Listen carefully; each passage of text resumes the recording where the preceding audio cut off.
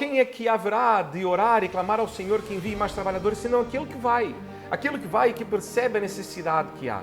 E então ele os adverte: vocês não estão a ir como quem vai ser muito bem recebido, que vai ser muito bem hospedado. Eu os envio como a cordeiros em meio a lobos. Saibam que vão ser recebidos muitas vezes com hostilidade. E se somos cordeiros, sabemos que temos um bom pastor e sabemos quem é o nosso bom pastor. Então devem estar completamente dependentes. Devem estar completamente focados na mensagem e na missão que o Senhor lhes deu. Este texto facilmente é levado para um lado místico, como se fosse algo de uma impressão, não é? Como se fosse algo de uma sensação. Muitas vezes nós temos a impressão e podemos achar que é nosso papel, é nosso trabalho convencer as pessoas do Evangelho. E infelizmente, em nosso tempo, muitas vezes as pessoas são levadas a acreditar que precisam fazer algo para que as pessoas recebam a Jesus. De que é o nosso trabalho fazer com que as pessoas ouçam, se interessem. E quando as pessoas não se interessam, é se calhar porque foi uma falha nossa, porque nós não fizemos da maneira ideal ou correta ou mais propícia para alguém. Por isso, devemos saudar, paz seja convosco. Não é paz no sentido de estar no coração em paz, ou de a mente estar em paz. É paz no sentido de ter paz com Deus, de experimentar hoje do reino de paz de Jesus, que é presente e é real aqui. Palavra do Senhor, portanto, em Lucas, capítulo 10, do verso 1 a 16, aqui estudaremos o verso 4 a 12, diz-nos, portanto, assim: Depois disto, o Senhor designou outros 70 e os enviou de 2 em 2, para que o precedessem em cada cidade e lugar aonde ele estava para ir. E lhes fez a seguinte advertência: a seara é grande, mas os trabalhadores são poucos. Rogai, pois, ao Senhor da seara que mande trabalhadores para a sua seara. Ide, eu vos envio como cordeiros para o meio de lobos. Não leveis bolsa, nem alforje, nem sandálias, e a ninguém saudeis pelo caminho. Ao entrardes numa casa, dizei antes de tudo: paz seja nesta casa. Se houver ali um filho da paz, repousará sobre ele a vossa paz. Se não houver, ela voltará sobre vós. Permanecei na mesma casa, comendo e bebendo do que eles tiverem, porque digno é o trabalhador do seu salário.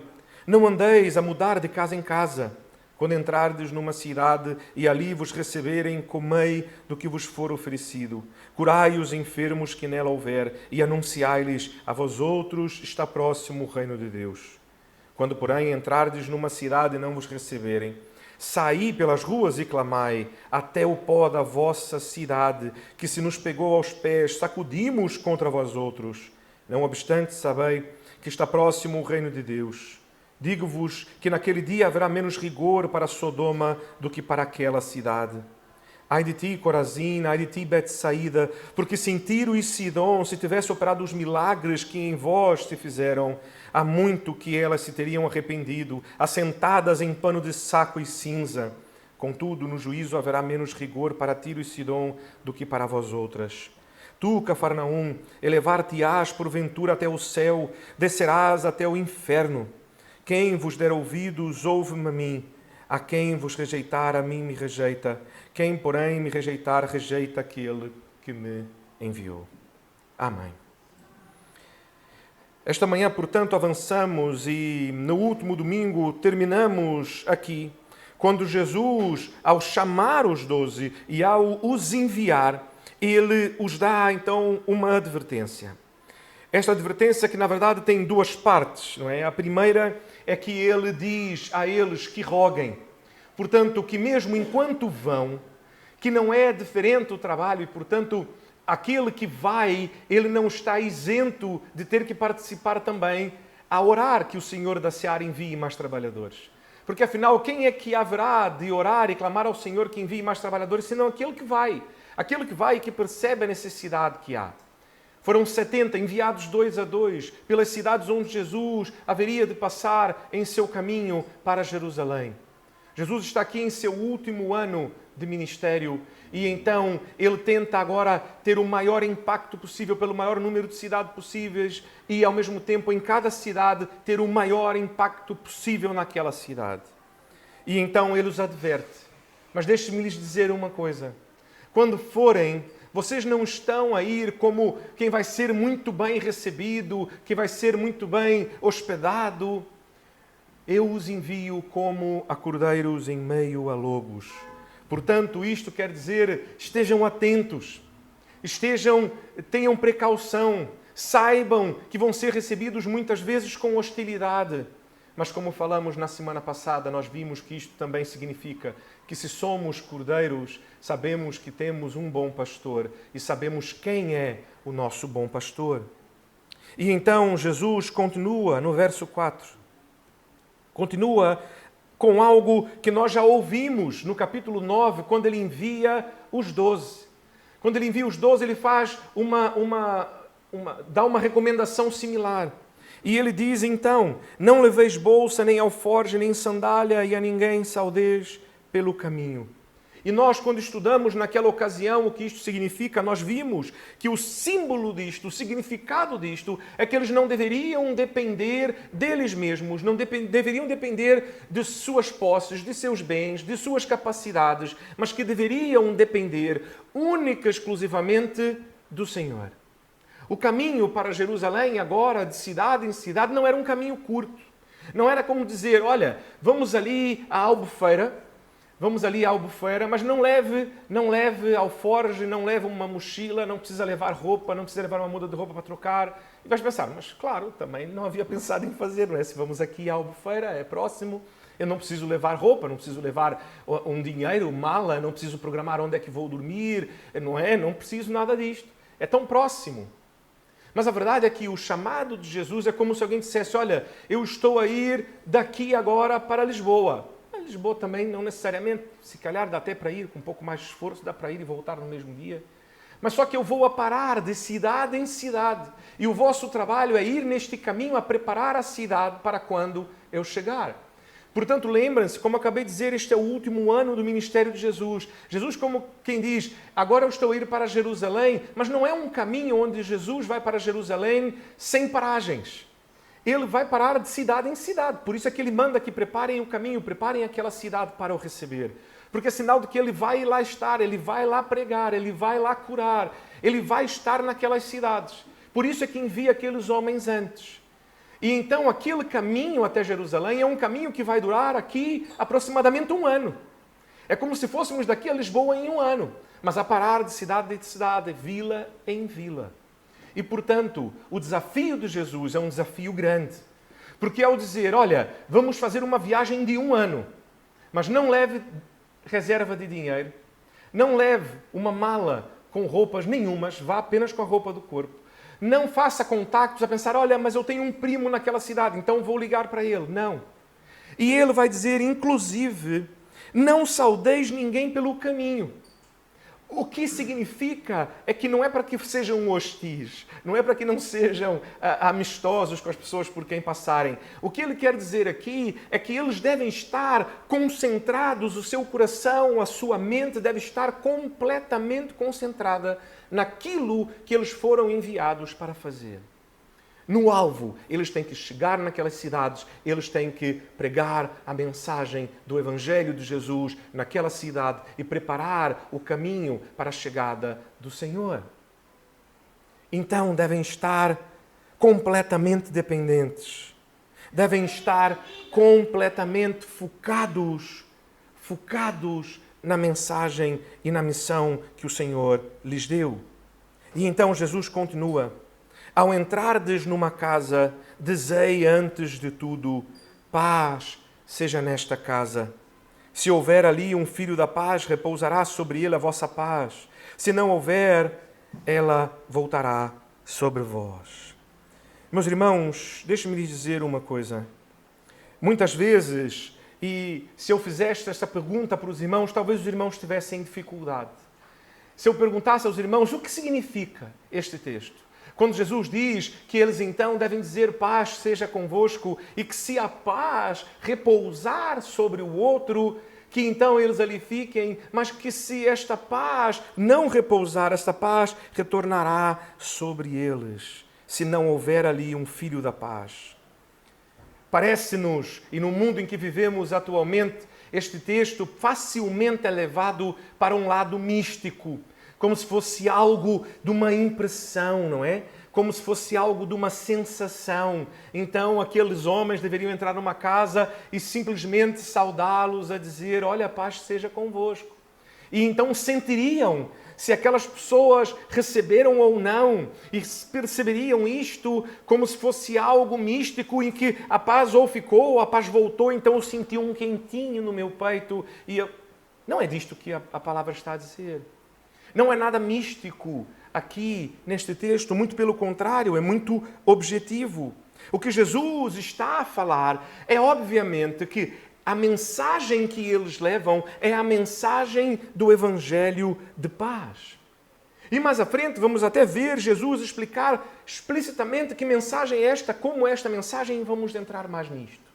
Mas a mensagem que levam é a mensagem do Evangelho de paz.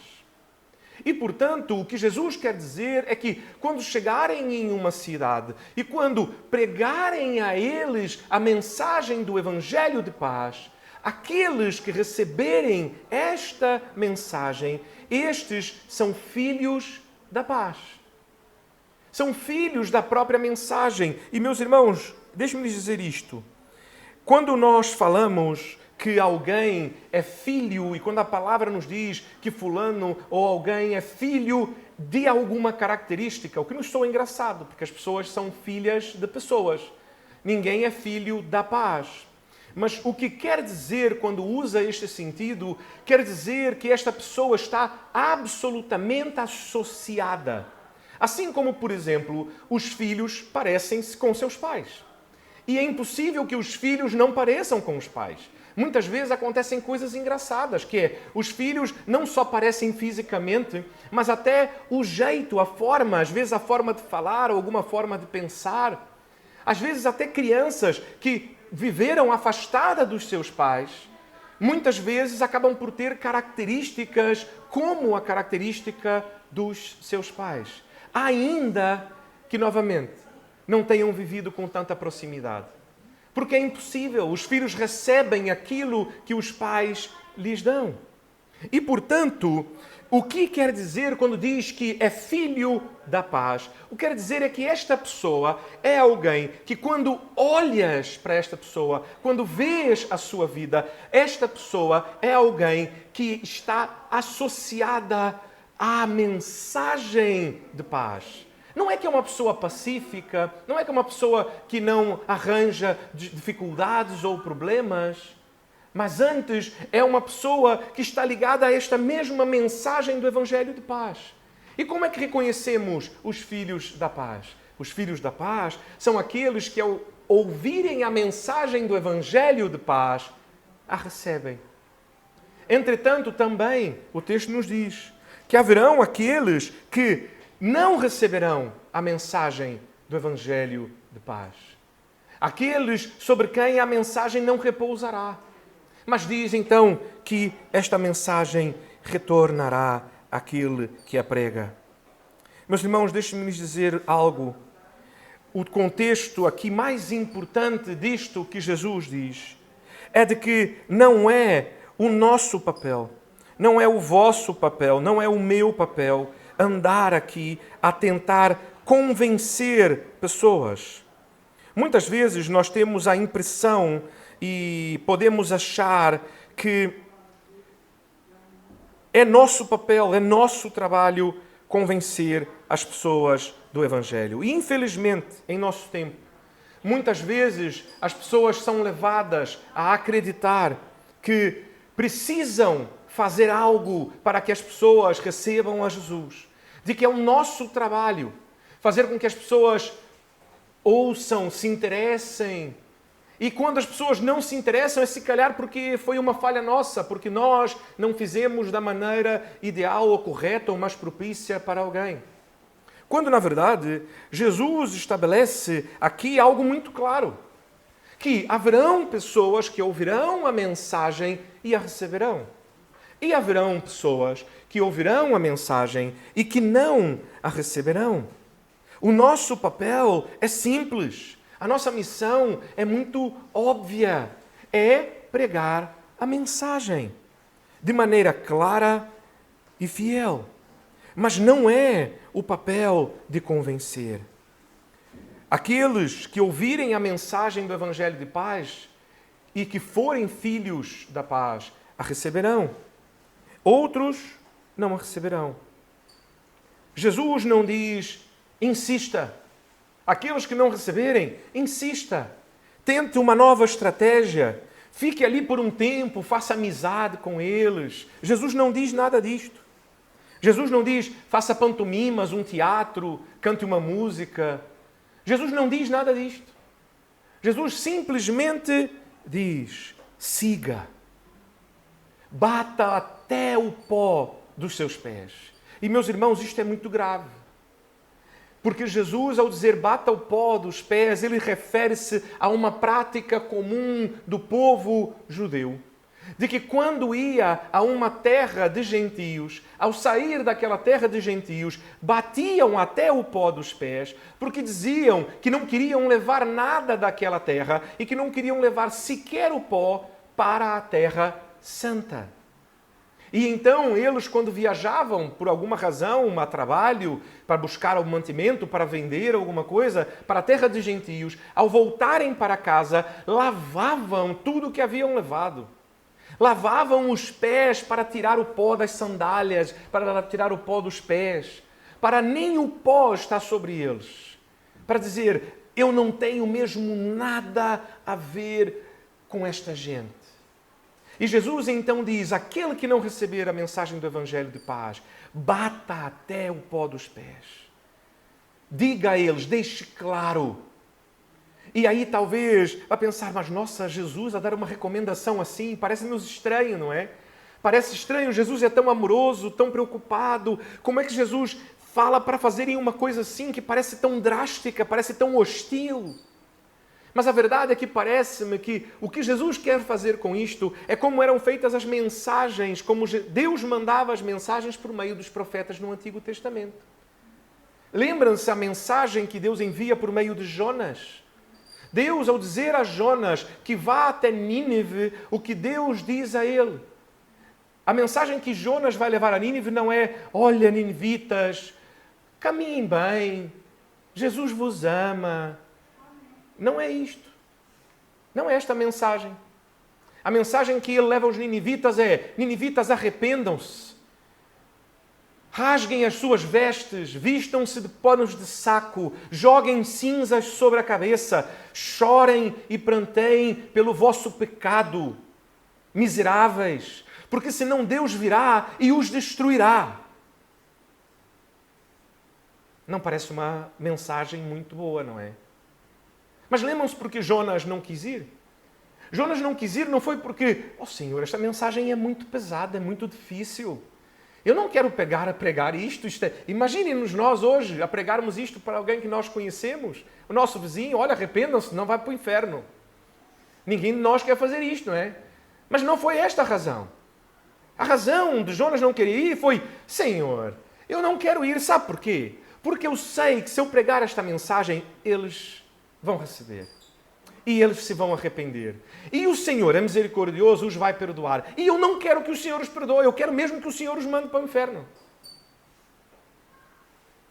Portanto, às vezes, é preciso uma mensagem mais forte. O que Jesus quer dizer é que, às vezes, nós vamos falar o Evangelho de paz, e nós vamos dizer, olhe, deixe-me lhe falar sobre como Deus nos ama. Porque mesmo sendo nós pecadores, o que Ele fez por nós na cruz do Calvário, olha quanto amor Deus tem por ti. E esta pessoa talvez não vá receber. Esta mensagem do Evangelho de paz não vai repousar sobre ela. Então o que Jesus nos diz é que, então, antes de ir embora, nós precisamos então deixar a mensagem de forma clara. De que a mensagem do Evangelho de paz, ela também é a mensagem do Evangelho de condenação. De que se a pessoa não aceitar o Evangelho de paz, o que ela está a fazer é que ela está a escolher um caminho de condenação. O caminho de dissociação com Deus, com Jesus e com tudo que diz respeito a Ele e o seu reino. E que, portanto, o que lhes espera é a separação eterna disto. O que a Bíblia vai descrever como o inferno. A separação espiritual absoluta de Deus por toda a eternidade. Não é que Jesus quer dizer a eles, olha, eu agora não os quero mais saber de vós. Pelo contrário, parece mais um último brado de desespero, tanto que ele diz, quando ele começa a dizer, ao entrarem nas casas, digam, paz seja convosco. Mas ele diz, quando não os receberem, agora já não é nas casas. Agora vá pelas ruas. Vá pelas ruas a bater o pó e a dizer. E meus irmãos, o trabalho de convencimento não é nosso. O que nós temos que fazer é ser fiéis ao Senhor e anunciar a mensagem que Jesus nos manda anunciar, que a mensagem está próximo ao reino de Deus. Se houver ali um filho da paz, esta mensagem será bem recebida. Se não houver, esta paz retornará para vós outros. E o que é que isto significa? Novamente, não é algo místico, mas é algo muito simples. De que nós não dependemos da resposta que as pessoas nos dão. A mensagem que levamos, e quando levamos a mensagem do Evangelho, da paz, do reino de Deus às pessoas, nós não o fazemos na expectativa de uma resposta. Portanto, se a resposta é o acolhimento ou não, isto em nada muda o panorama para cada um de nós. O nosso trabalho é simplesmente levar a mensagem. E então, o resultado final fica com o Senhor. E então Jesus segue. Jesus segue talvez porque eles devem estar preocupados. Não é? E como nós vimos muitas vezes Jesus a perceber as inquietações dos corações dos homens. E então Jesus volta na questão que acabamos de ler do verso 4, de que não devem levar alforje, de que não devem levar 2 capas. E então ele vai lhes dizer, mas como é que haveremos então de comer? Como é que haveremos de beber? Onde haveremos de dormir? E então Jesus lhes dá a indicação de que ao chegarem nestas casas, quando a mensagem for recebida, ele vai dizer, verso 7, permanecei na mesma casa, comendo e bebendo do que eles tiverem, porque digno é o trabalhador do seu salário. Não andeis a mudar de casa em casa. Jesus os enviou sem nada. E aqui ele deixa claro como funciona a economia do reino de Deus. Aqueles que recebem a mensagem devem manter os trabalhadores da sua seara. E os trabalhadores, por sua vez, devem estar contentes com o que recebem. Não como falsos profetas ou mestres que andam atrás de bênçãos. Por isso ele termina por dizer, não andeis a mudar de casa em casa. Porque estes homens, eles não levam a mensagem porque de facto têm um interesse em obedecer ao Senhor, mas porque têm um interesse em receber algo em troca da mensagem que levam. Por isso então andam como alguém que anda a leiloar, como se dissessem, quem é que oferece mais? Quem é que pode me oferecer? Olha, este irmão ofereceu-me aqui uma cama, mas esta cama é uma cama pequenina, o colchão não é muito confortável, não havia almofada, o quarto, pronto, está mais calor, não é? Não havia sequer ar-condicionado. Isto é um disparate. Quem aqui que pode me oferecer uma cama melhor para dormir? Ah não, pastor, olha, eu tenho aqui então na minha casa um quarto bom, com ar-condicionado. Olha, então eu vou para esta. Ah não, mas a minha casa tem piscina. Opa, então eu vou para esta. Não, mas inclusive eu posso lhe emprestar um carro. Opa, então eu vou para este. Não, inclusive lhe dou... Não anda a saltar de casa em casa. É esta a recomendação que o Senhor dá aos seus ministros. Porque o interesse não está no que recebe. A ética é a ética ao contrário. O objetivo deles, novamente, como vimos ainda no verso 4, é estar completamente focados na missão que lhes foi dada. E a missão é simples: levar o Evangelho da paz. Para isto precisam, obviamente, ter onde dormir, precisam ter o que comer. E são dignos de receber, porque o trabalhador é digno do seu salário. Mas, ao mesmo tempo, o homem de Deus deve andar satisfeito com aquilo que lhe tem sido provido pelo Senhor por meio dos irmãos. Por isso, não andeis a mudar de casa em casa. Não tornem a vossa presença um leilão. Meus irmãos, o comentarista Matthew Paul vai dizer sobre este trecho deste texto duas coisas muito claras em seu comentário. A primeira é de que a vontade de Cristo é que seus ministros não vivam preocupados com ganhar a vida. Assim como o trabalhador é digno do seu salário, aquele que os envia para a colheita cuidará de que serão alimentados. Deixe-os olhar para o seu chamado e para o cumprimento do seu ministério. Deus verá e cuidará de que sejam alimentados. Jesus acabou de falar, não foi? No verso 3, rogai, pois, ao Senhor da seara que envie mais trabalhadores. Quem é o Senhor da seara? É Ele. Se é Ele que é o Senhor da seara e é Ele que está a enviar, Ele haverá de prover aquele que vai. Ele não precisa andar preocupado. E o papel, novamente, da comunidade de fé é de que ele não precise andar preocupado com o que vai comer ou com onde vai dormir, mas que ele tenha a tranquilidade de que tem estas coisas para que possa estar completamente concentrado e focado na obra do Senhor. E então que possa continuar.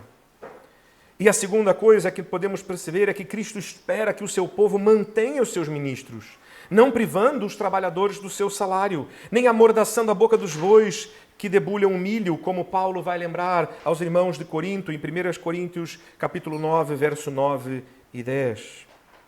Meus irmãos, um breve parênteses, é por isso que nós, como batistas, um dos princípios batistas é o princípio da autonomia da igreja local.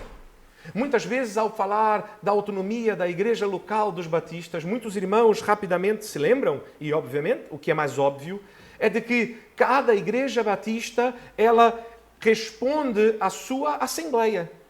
Portanto, ela é uma assembleia autônoma. Não existe nenhum outro órgão ou organismo acima da igreja local. Por exemplo, a nossa convenção, nós nos reunimos voluntariamente, amigavelmente, fraternalmente com outras igrejas e colaboramos com elas. Mas a convenção, ela não está acima de nenhuma igreja. Muito pelo contrário, ela é apenas uma associação voluntária entre as igrejas para colaborarem entre si. Porque cada igreja batista ela é autônoma. Se assim não fosse, nossas assembleias de nada valeriam. Porque se houvesse um organismo acima, qualquer decisão tomada pela assembleia precisaria ser avaliada ou revalidada por este organismo, o que não é o caso. Nós somos uma igreja autônoma.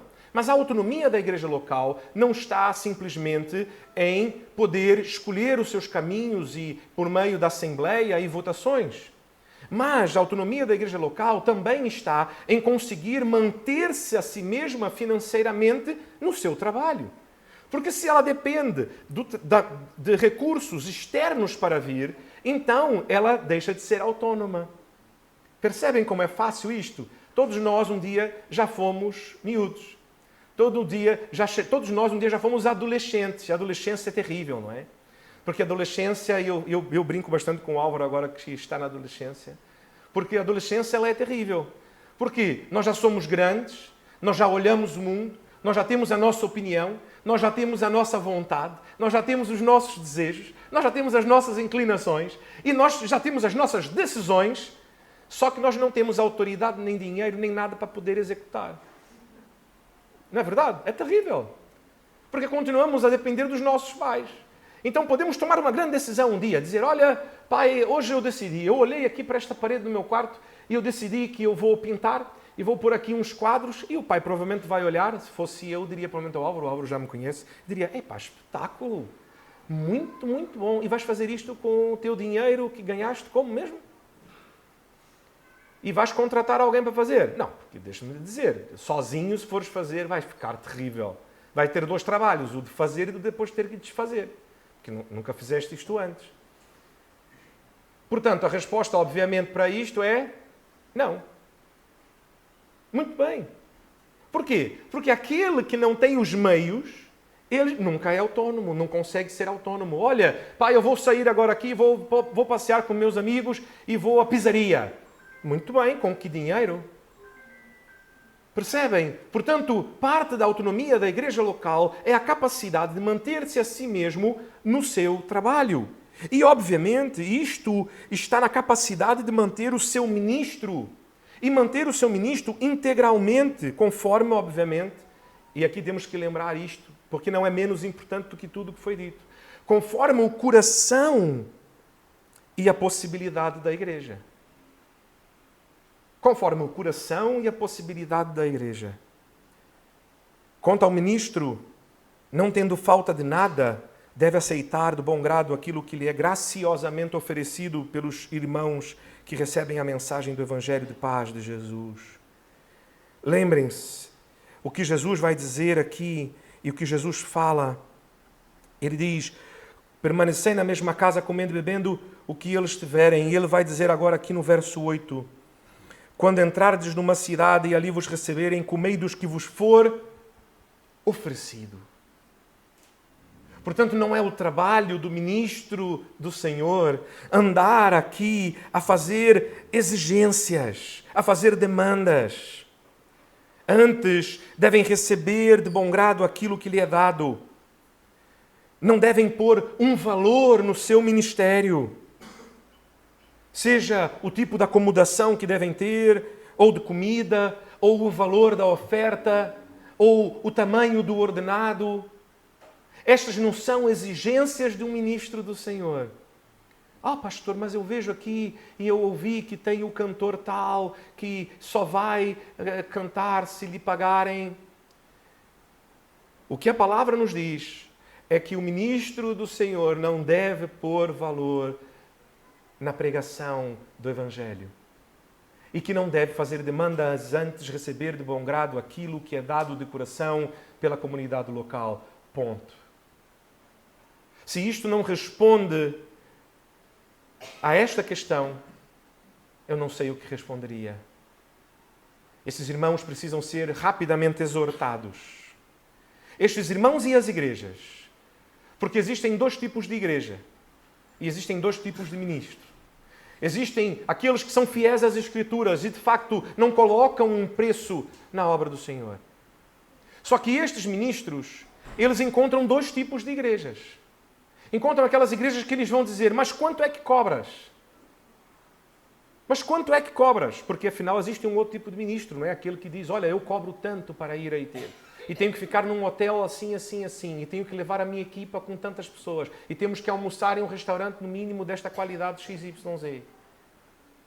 Só que existe um tipo de igreja, que é aquela igreja que recebe, quer receber.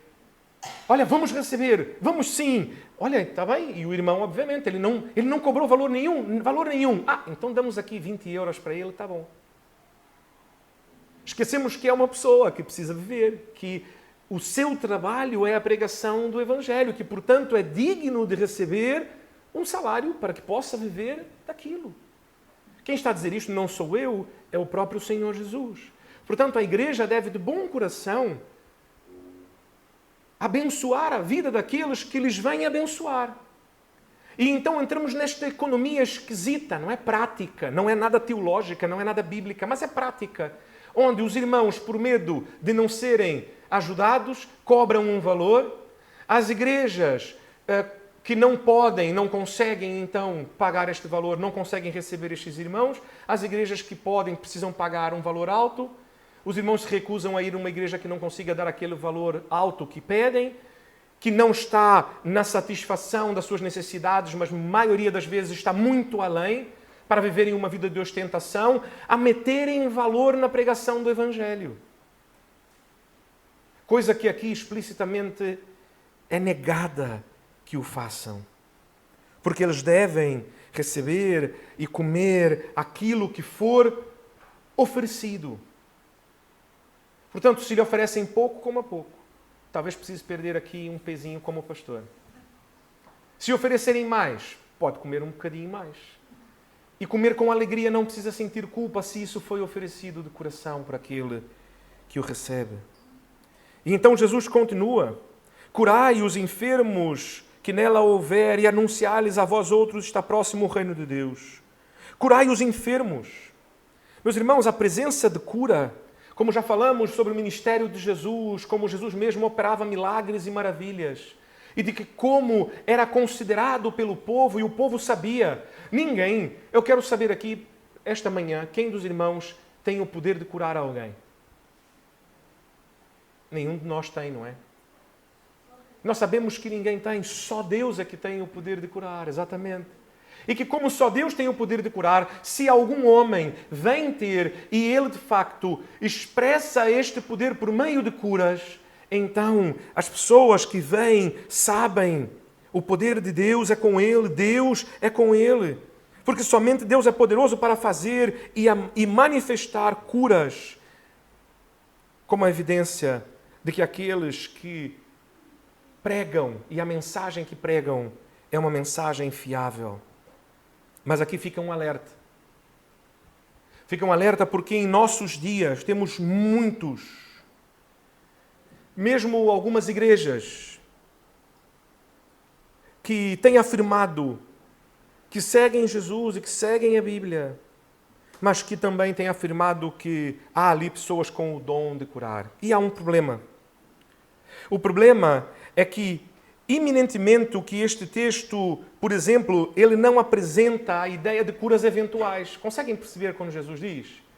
A ordem que Jesus dá não é, quando chegarem em uma cidade, tentem curar os seus doentes. Não é, orem pela cura dos seus doentes. O que Jesus diz?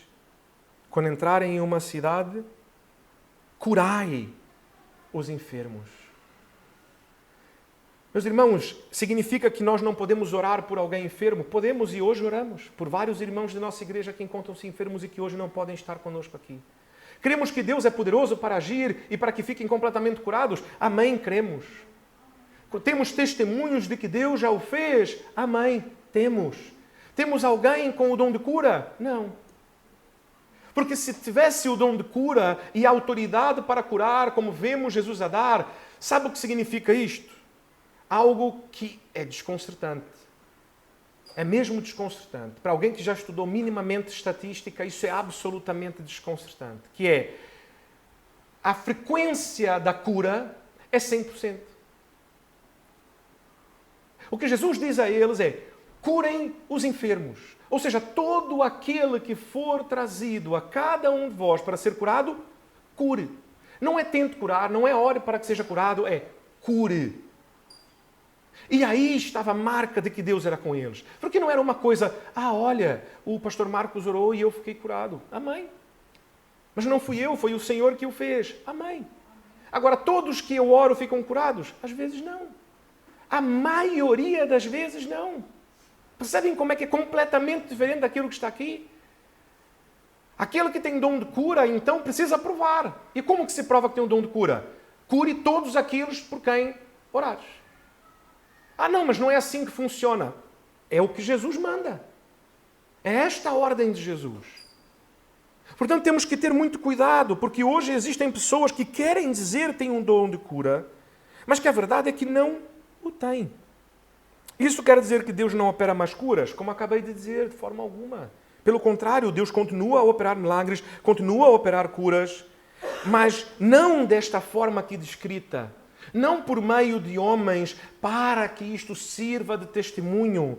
Porque o testemunho nós já temos e é a própria palavra de Deus. Não é agora mais sobre nós e sobre a mensagem, mas a mensagem agora já tem a sua validação própria. E, portanto, agora a pessoa pode dizer, mas eu não acredito em ti. Mas não precisas acreditar em mim. Esta é a maravilha. E por isso é que nós oferecemos gratuitamente Bíblias para aqueles que assim o desejam. Sabe por quê? Porque a pessoa não precisa acreditar em mim. Por isso é que eu subo aqui a este púlpito semana após semana E o que nós fazemos é abrir a palavra de Deus, estudar a palavra de Deus e ouvir aquilo que Jesus nos tem a dizer. Porque os irmãos não precisam crer em mim. Porque eu sou homem e falho e tenho as mesmas inclinações que os irmãos. Mas o que nós devemos fazer é ouvir a palavra de Deus, que é fiel e digna de toda a confiança. Portanto, eu não preciso mais fazer sinais e maravilhas para provar nada. O Senhor Jesus e a sua palavra já o provam e são prova suficiente. Por isso Deus já não opera daquela maneira. Naquela altura eles não tinham o que temos hoje. Mas hoje nós temos aquilo que eles não tinham naquela altura. Por isso não precisamos andar preocupados em sinais e maravilhas. Porque nós temos a palavra de Deus. E a maior maravilha que pode haver é a transformação do coração do homem por meio do poder do Espírito Santo de Deus ao tocar numa vida. Meus irmãos, nós devemos lembrar que por isso muitos crentes honestos que creem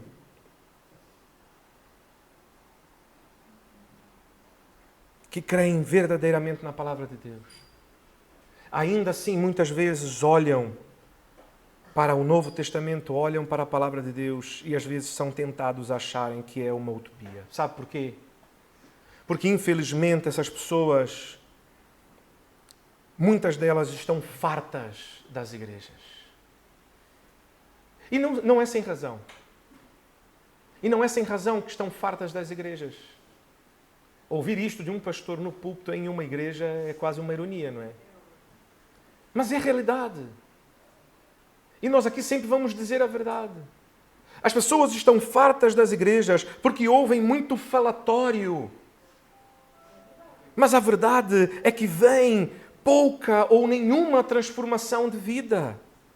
Ouvem grandes promessas, mas pouca consumação.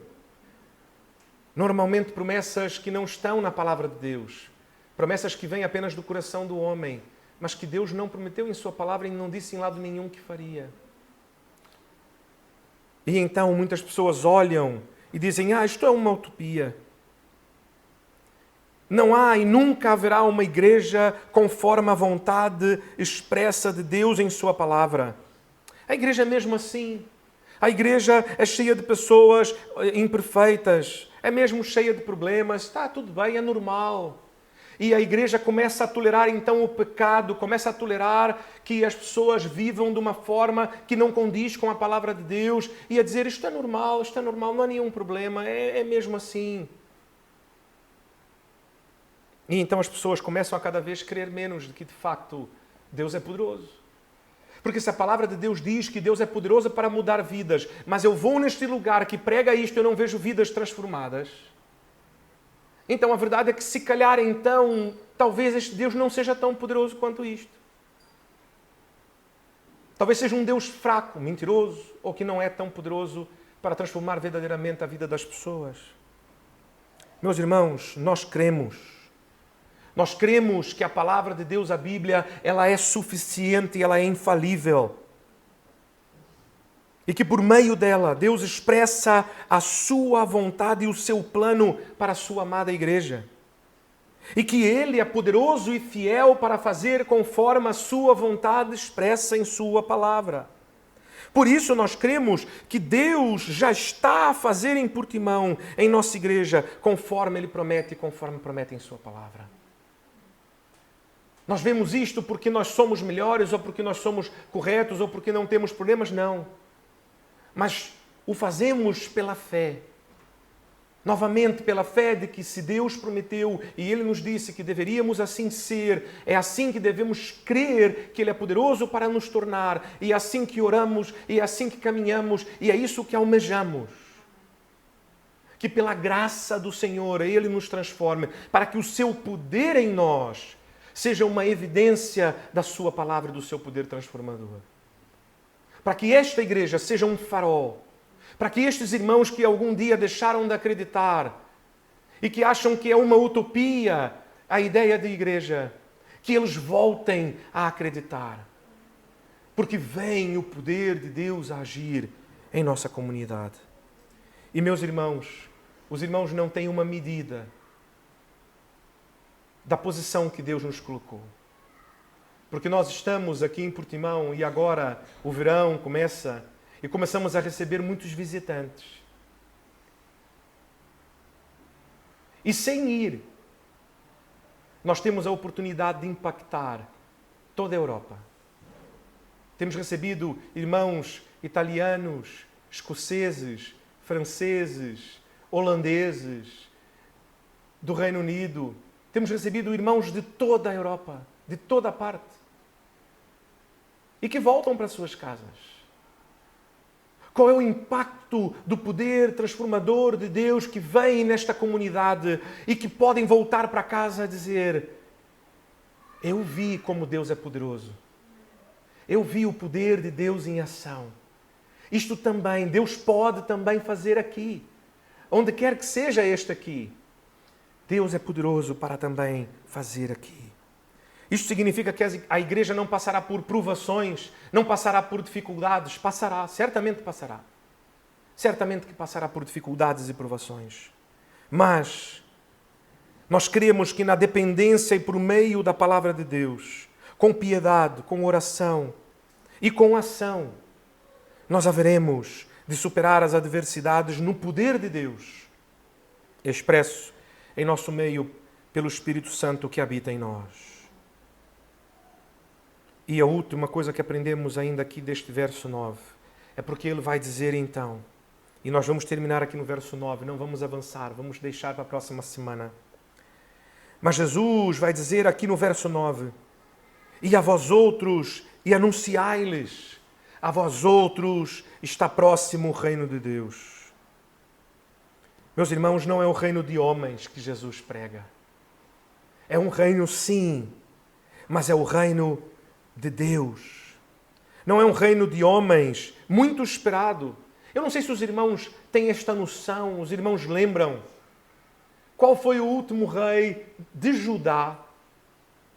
Porque Israel, o reinado de Israel já havia sido extinto algumas centenas, uma centena e um bocadinho a mais, pouco mais de uma centena de anos antes.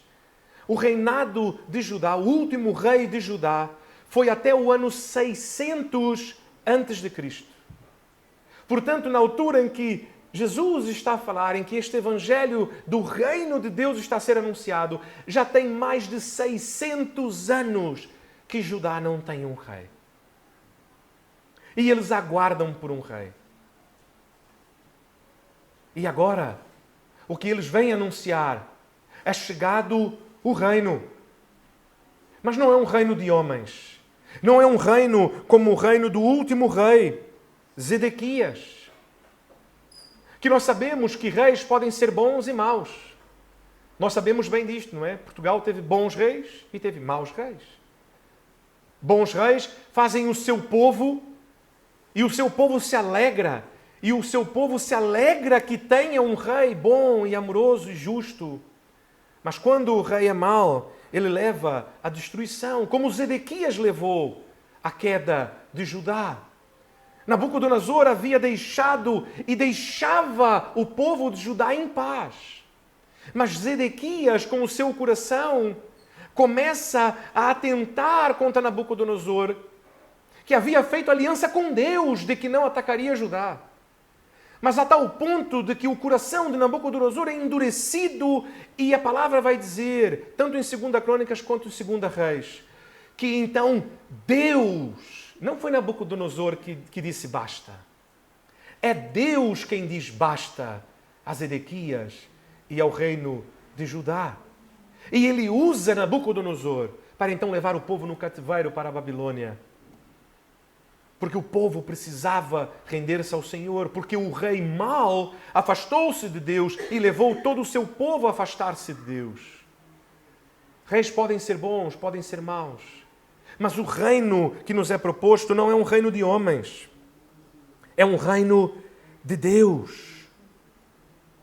Meus irmãos, é um reino, não é uma democracia. Jesus não será o presidente. Jesus não será o primeiro-ministro. Jesus é rei. Ele é o Todo-Poderoso, cuja vontade prevalece em toda a existência e que tem domínio e poder sobre todas as coisas na criação.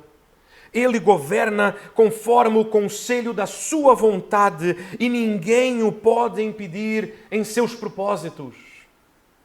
Ele é o Rei.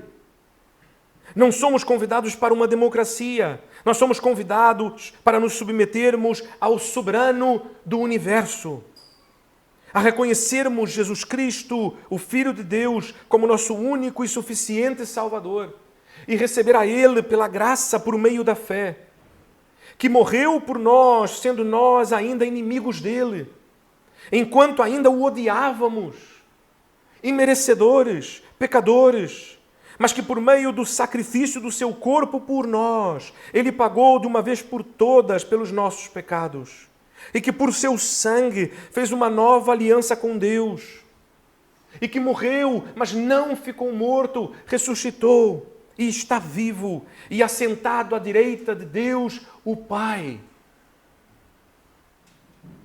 E voltará. Maranata, vem Jesus, vem nosso Rei Jesus.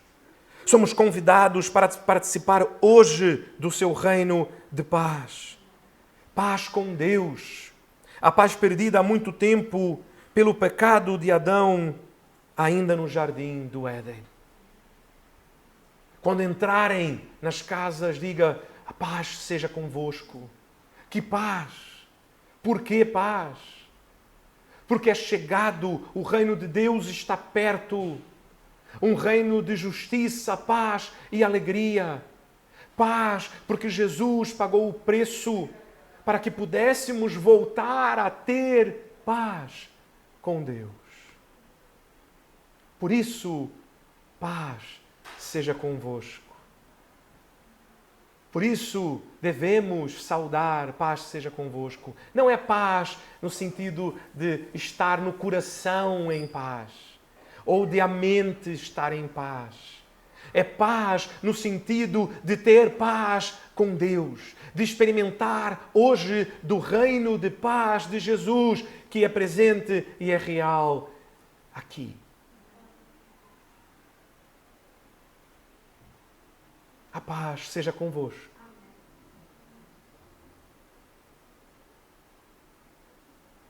E que a paz de Jesus repouse sobre os vossos corações. Que sejam achados filhos da paz. Que sejam daqueles que recebem a mensagem do Evangelho de paz de Jesus, para a honra e glória do seu nome. E que sejam transformados pelo seu poder, para que juntos, como igreja, como comunidade, possamos anunciar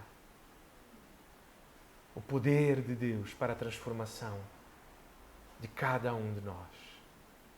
Por isto, esta manhã, nós celebramos a ceia do Senhor.